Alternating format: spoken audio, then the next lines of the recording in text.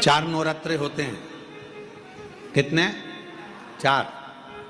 2 नवरात्रे गुप्त होते हैं, 2 नवरात्रे तुम्हारे सामने आते हैं, एक चैत्रीय एक शरणी, फिर नवरात्रे प्रारंभ हो जाए। क्या केवल 4 नवरात्रे? क्यों? मां जगतजननी की आराधना 4 बार 4 नवरात्रे के रूप में क्यों होती है? हमारा बचपन, हमारी जवानी, हमारी अधेड़ी और हमारा बुढ़ापा, 4 अवस्था में यह नवरात्रे की जो साधना होती है, नवरात्रे में जो आराधना होती है, जो नवरात्रे में माँ आद्य शक्ति दुर्गा भवानी माँ पार्वती की पूजन होती है, माँ गोरा के रूप में, चंद्रघंटा के रूप में, स्कंद के रूप में, कुष्मांडा के रूप में, माँ कात्यायनी के रूप में, माँ कालरात्रि के रूप में, जब हम माँ आद्य शक्ति की आराधना करते हैं तो वो नवरात्रे हमारे शरीर को एक ऊर्जा देते हैं, एक एनर्जी देते हैं, एक बल देते हैं। नवरात्रे आएंगे, प्रारंभ होंगे,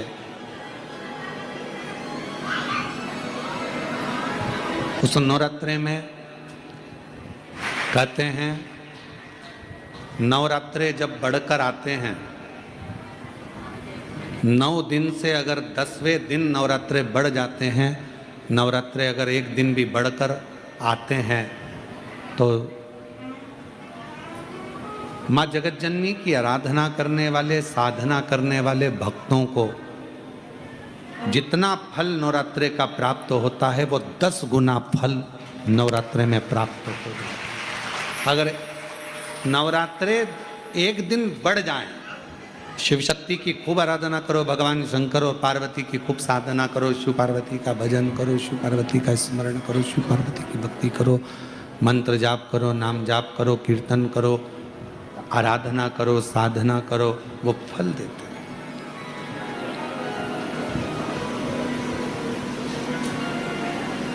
आराधना साधना मां अंबा जगदम्बा की भी शिव के साथ। संपूर्ण देशवासियों को बधाई देता हूं कि आज नवरात्रे के पहले दिन, नवरात्रे में जितनी शंकर की आराधना कर सकते हो उतनी करो। शंकर की आराधना करने से नवरात्रे में शक्ति का बल बढ़ता है।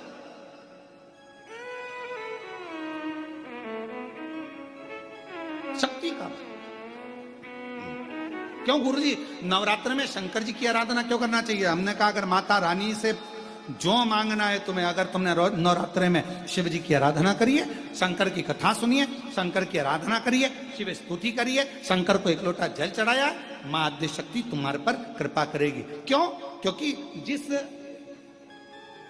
जिस स्थान पर शिवलिंग रखा होता है और जो हस्त कमल है वो माँ पार्वती जगत जननी दुर्गा भवानी है। जब हम जल चढ़ाते हैं माँ आद्य शक्ति अम्बा जगदम्बा 64 योगिनियों पर वो जल चढ़ जाता है और जगत जननी नवरात्र में प्रसन्न हो जाती है। वो जल की इतनी महत्वता है। आद्य शक्ति को प्रसन्न करना है, नवरात्र में शिव जी को जल चढ़ाओ।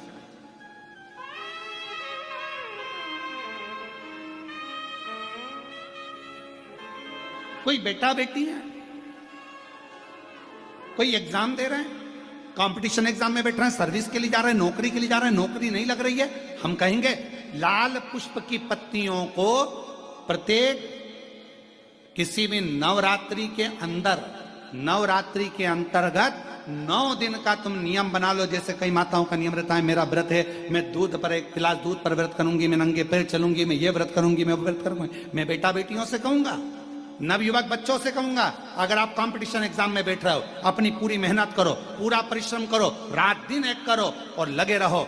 और 9 दिन तक नवरात्रि में 9 लाल फूल की 9 पंखड़ियां या 9 कोई भी चावल लाल कलर में कर कर, कुंकू में कर कर, अगर माँ जगतजननी के मंदिर में नहीं जा सकते, माँ भीड़ रहे तो शिवलिंग की जो जलाधारी है, जहां पानी गोल घूमता है, इस जलाधारी पर कहीं पर भी नवरात्रे में 9 दिन तक या तो लाल फूल की पंखड़ी 9 या 9 चावल के दाने लाल कलर कर कुंकू में, लाल चंदन में उस स्थान पर चढ़ाना प्रारंभ करो।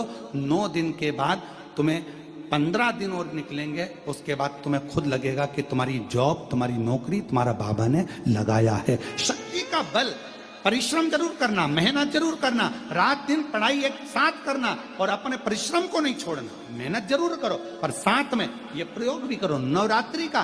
देखो शिव और शक्ति का बल तुम्हें प्रसन्नता देता है कि नहीं देता। शिव शक्ति का बल हमें प्रसन्नता देता है कि नहीं देता।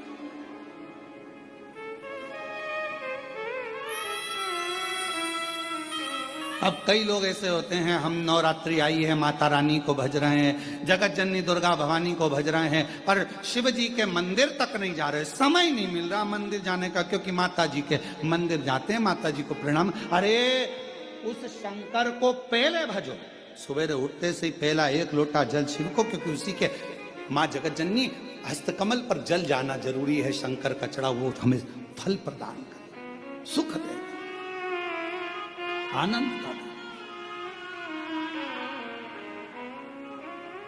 देवी जी का दर्शन करा है तुम लोगों ने? अरे बोलो तो जम के, करा है। तलवार है उनके हाथ में, ठीक है। काय पे बैठी हैं? शेर पे। तुम मोटरसाइकिल पे बैठ के इतनी घबरा जाती हो कि कोई तुम्हें घूर के देख ले तो तुम्हारी आंख में आंसू आ जाता है। वो भवानी है, दुर्गा शेर पर बैठी थी। शुंभ और निशुंभ दोनों राक्षसों ने आकर कह दिया था, ए सुंदरी, हम दोनों में से एक से तू शादी कर ले तो बच जाएगी, नहीं तो मर जाएगी। देवी अंदर गई गुफा में, शंकर भगवान से कहा, शुंभ निशुंभ आए हैं दरवाजे पर।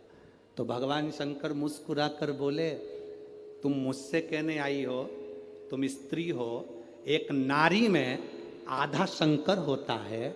जब शंकर तुझ में है, शक्ति तुझ में है, शिव तुझ में है, तो तू दुनिया से निपट सकती है। चढ़ जा शेर पर, उठा तलवार, कर संहार।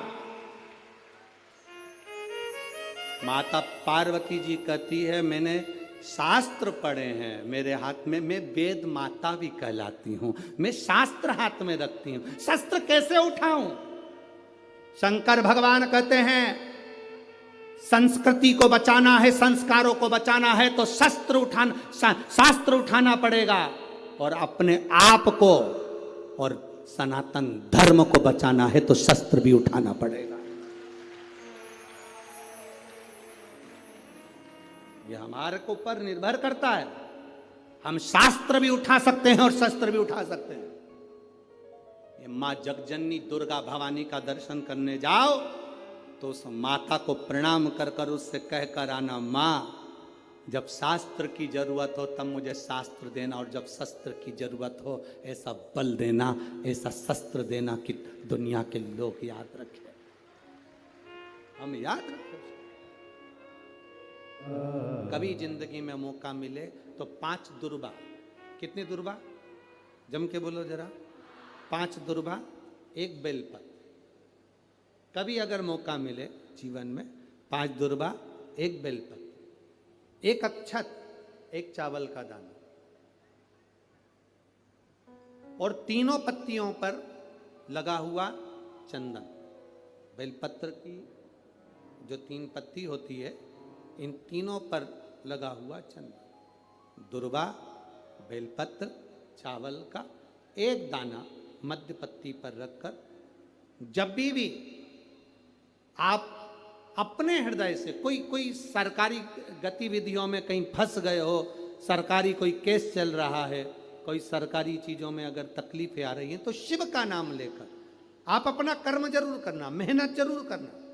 कर्म के साथ में शंकर पर विश्वास रखकर 1 अक्षत का दाना, 1 बेलपत्र, 5 दुर्बा हाथ में लेकर शिव का स्मरण कर कर श्री शिवाय नमस्तुभ्यम कहकर, अगर श्री शिवाय नमस्तुभ्यम भी नहीं कह सकते, पंचाक्षर मंत्र नमः शिवाय, षडाक्षर मंत्र ओम नमः शिवाय, या फिर श्री शिवाय नमस्तुभ्यम बोलकर शिव को जो स्थान आपको बताया है, स्थान देखा है ना, फिर ध्यान देंगे।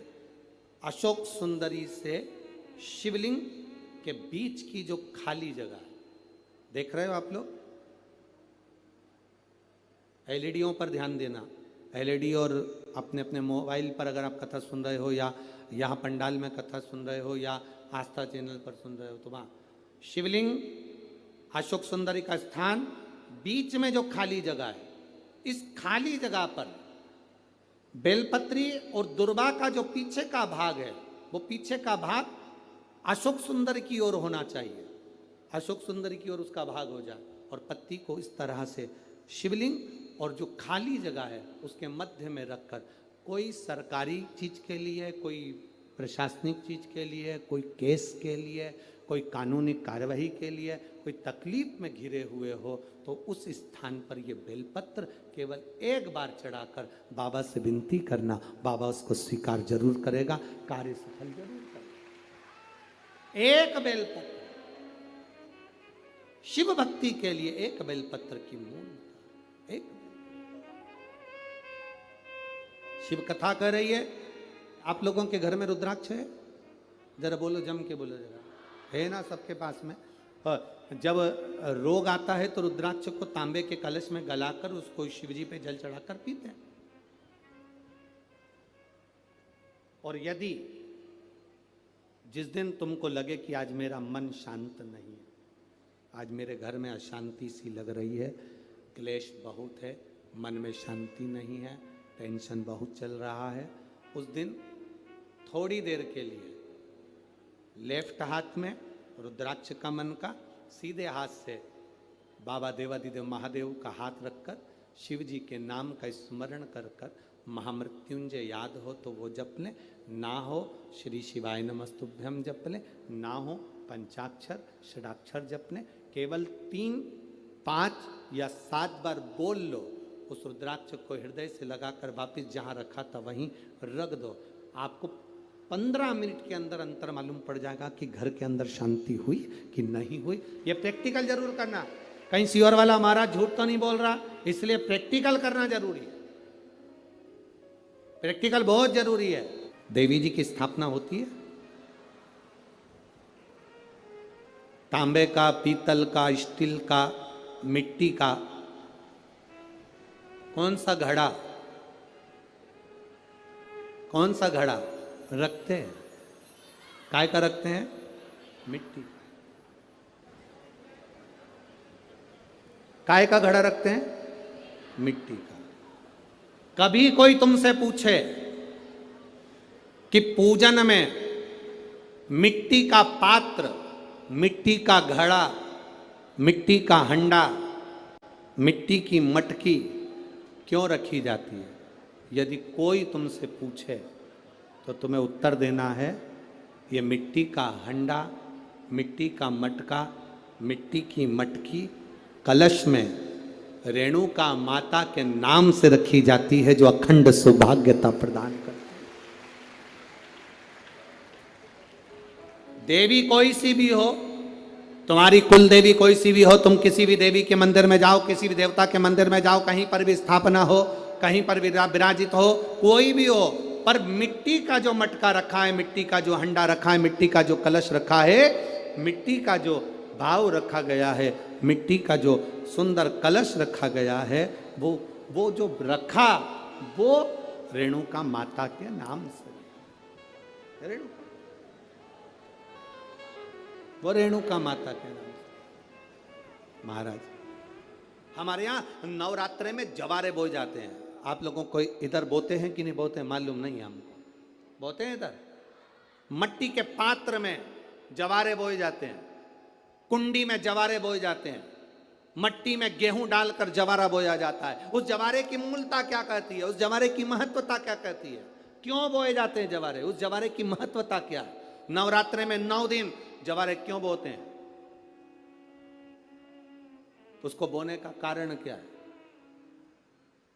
केवल कोई कहे कि हम ठाकुर जी को भजते हैं, भगवान कृष्ण को भजते हैं, कोई कहे हम तिरुपति बालाजी को नारायण को भजते हैं, कोई कहता है कि हम हरि विट्ठल को पांडुरंगा को भजते हैं, हमारे यहाँ हाँ हम इनको भजते हैं तो जवारे नहीं बोलते। ना ना, पुष्टि मार्गी है, ठाकुर जी की सेवा करने वाला है, उसके यहाँ भी ये 9 दिन जवारे बोए जाते हैं। रामानुज संप्रदाय से जुड़ा हुआ है, नारायण की पूजन कर रहा है, उसके घर में भी जवारे बोए जाते हैं। पांडुरंगा हरि विट्ठल की उपासना कर रहा है, उसके घर में भी जवारे बोए जाते हैं। जवारे का महत्व हमारे यहाँ शास्त्र कहता है। क्या महत्व है उसका, क्या फल है उसका? महाराज, जब देवी माता ने दुर्गा भवानी को पंचायत में बुलाया गया, शिव पंचायत में मां दुर्गा बैठी हुई है, और शिव पंचायत में जब दुर्गा भवानी बैठी, उपद्रवियों ने उपद्रव मचाया, अहंकारियों ने अहंकार मचाया, असुरों ने राक्षसों ने हाहाकार मचाना प्रारंभ करा। तब उस समय पर देवाधिदेव महादेव माता पार्वती को देखकर, दुर्गा भवानी को देखकर मुस्कुरा रहे थे। केवल शिव मुस्कुरा रहे हैं, पार्वती को देखकर, दुर्गा भवानी को देखकर, मां जगत जननी को देखकर केवल मुस्कुरा रहे हैं। तब देवता सूर्य नारायण ने भगवान शिव जी को देखकर हाथ जोड़कर प्रार्थना करी। भास्कर देव बोले, सूर्य नारायण बोले, बाबा मेरे मन के संशय को मिटा दीजिए। शिव जी ने पूछा क्या काम है, बोलो क्या चाहते हो? शंकर भगवान से सूर्य देव भास्कर देव कहते हैं, प्रभु आपके मुस्कुराने का कारण क्या? भारत की भूमि पर जितनी जगह पर भी आप लोग कथा सुन रहे हो, आस्था चैनल पर, फेसबुक यूट्यूब पर जितने लोग कथा सुन रहे हो, बड़े ध्यान से सुनना कि जवारे क्यों बोए जाते हैं। नवरात्रि में जवारे की महत्वता क्यों होती है, क्यों बोया जाता है, मिट्टी में गेहूं डालकर क्यों उत्पन्न किया जाता है, उसकी महत्वता क्या है? सूर्य नारायण पूछ रहे हैं भगवान देवाधिदेव महादेव से, आप दुर्गा भवानी को देखकर मुस्कुराए, आप हंसे हैं, आपके चेहरे पर प्रसन्नता आई है, कारण क्या? और महाराज देवाधिदेव महादेव ने कहा, यहां भगवान विष्णु,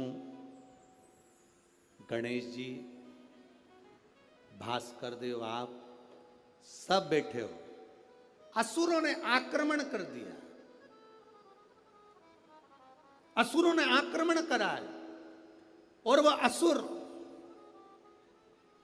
आक्रमण कर दिए हैं तो वो असुर प्रवेश कर रहे हैं, उपद्रव मचाकर, हाहाकार कर कर नष्ट करने वाले हैं इस पूरी पृथ्वी को।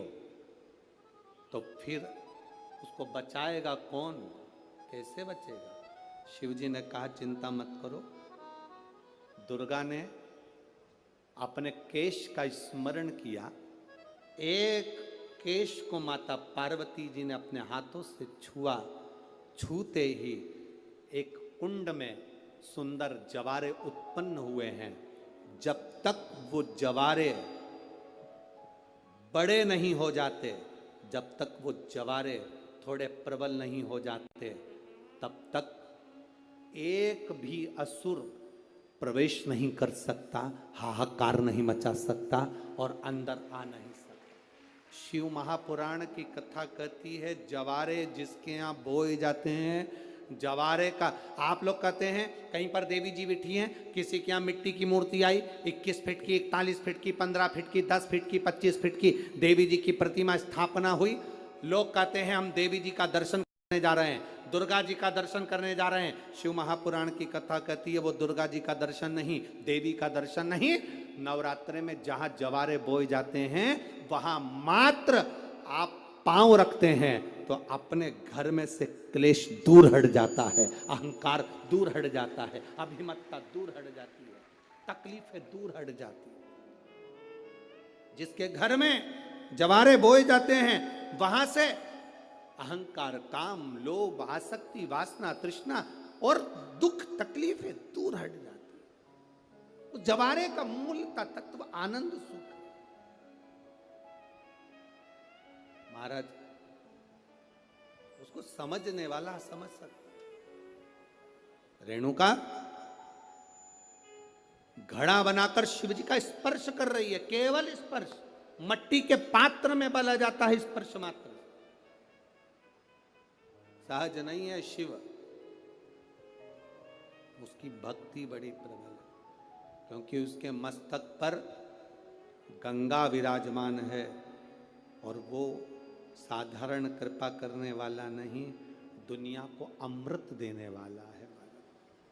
शिव अमृत प्रदान करने वाला। अरे भाई, शिव महापुराण की कथा कहती है, जैसे किसी के यहां कोई मर जाता है तो पूरे परिवार में सूतक लग जाती है। बोलो री जी जी सही है कि गलत है? अरे बोलो तो जम के, लगती है ना। परिवार में कोई मर गया, पूरे परिवार को सूतक लग जाती है।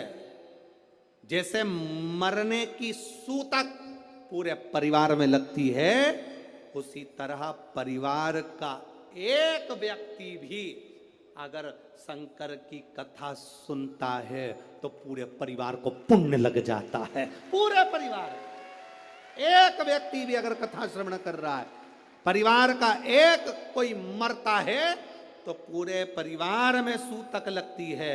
उसी तरह हम कोई अच्छा काम करते हैं, शिव जी को एक लोटा जल चढ़ाते हैं, कथा श्रवण करते हैं, भूखे को भोजन, प्यासे को पानी पिलाते हैं, तो उसका जो पुण्य का जो फल है वो किसी एक को नहीं, घर का एक व्यक्ति करता है और पूरे खानदान को उसका पुण्य फल प्राप्त हो जाता है। तो नवरात्र आता है जो आज से प्रारंभ हुआ है, कहते हैं अगर कोई स्थिर होकर एकांत में बैठकर भगवान शंकर के नाम का मात्र संबोधन श्रवण कर लेता है, सुन ले, गुनगुना ले, शिव को याद कर ले, तो कहते हैं शिव और शक्ति की दोनों की कृपा उसके ऊपर बनी ही रहती है।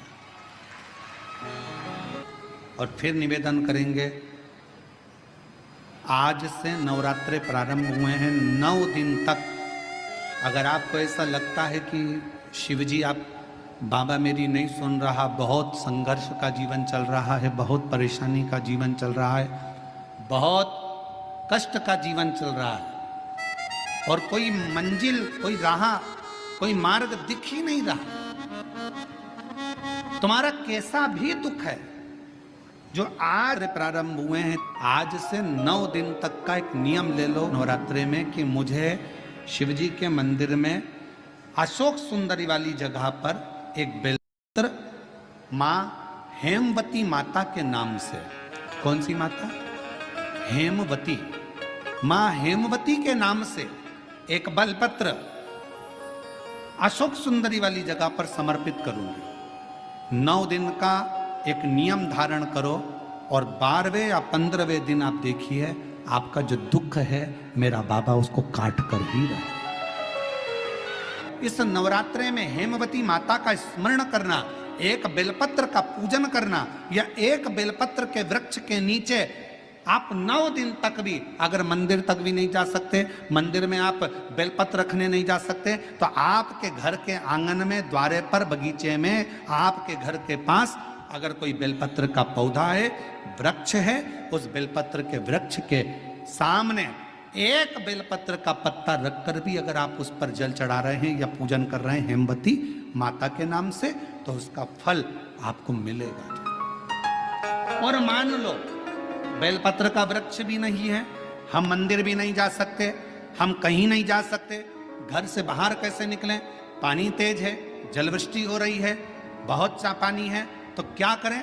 अपने घर में जो शिवलिंग है, तुम्हारे घर में अगर जो शिवलिंग है, तुम्हारे घर में जो शिवलिंग विराजमान है, उसी शिवलिंग के साक्षी में, सम्मुख में भी अगर हेमवती माता का नाम लेकर अगर एक बेलपत्र समर्पित करोगे 9 दिवस तक, तो उसका फल मिलेगा जरूर, उसका फल मिलेगा। फिर से बोलो, कौन माता? हेमवती माता। कौन है ये? शिव महापुराण की कथा कहती है, जब माता पार्वती जी हिमालय राज के घर में प्रगटी और हिमालयों की कंदरा में बैठकर मां पार्वती जी तप साधना में लीन हुई, जितनी परीक्षा भगवान शंकर ले सकते थे शिव जी ने सारी परीक्षा ली। ब्रह्मदेव परीक्षा लेने आए, भगवान नारायण परीक्षा लेने आए, इंद्रदेव आए, सप्तऋषि आए, सारे साधु संतों को परीक्षा लेने भेजा, पर मां उन परीक्षाओं में पास होती चली गई। तब भगवान शंकर ने दर्शन देकर कहा, पार्वती आज से तुम्हारा नाम हेमवती रहेगा। सुनो पार्वती, तुम्हारे इस नाम की आराधना जो तुम्हारे गुप्त स्वरूप में करेगा, उसको मनवांचित फल की प्राप्ति हो जाएगी, और वो फल